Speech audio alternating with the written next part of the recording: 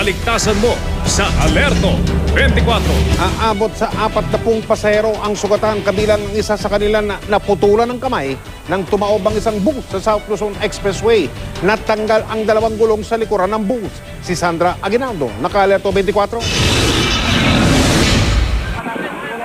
Nakasalampak sa gilid ng South Luzon Expressway sa may Santa Rosa, Laguna ang ilang pasaherong sugatan matapos tumaob ang sinasakyan nilang bus pasado alas 6 ng umaga. Duguan ng iba. Ang babaeng ito naputulan ng kamay. Nasa 40 pasahero ang sugatan at agad isinugod sa ospital. Ayon sa ilang saksi, nakita raw nilang nagpagewang-gewang tsaka tumagilid ang SCCI Transit na biyaheng Batangas-Bendia.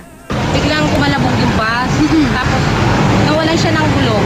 Nakita niyo po? Nakita niyo? Yung anak ko kasi, tapos tumakbo kami doon, puro duguan na. Pumutok yung gulong nila eh.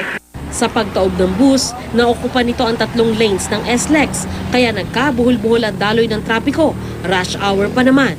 Ayon sa bus inspector ng SCCI Transit, posible umanong problema sa gulong ang naging sanhi ng aksidente. Natanggal kasi ang 2 gulong sa likurang bahagi ng bus.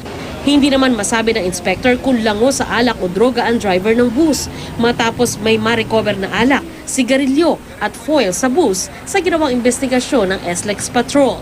May nakita ring 2 klase ng plate number ang bus at impound ticket. Umaapila naman ng tulong ang mga biktima.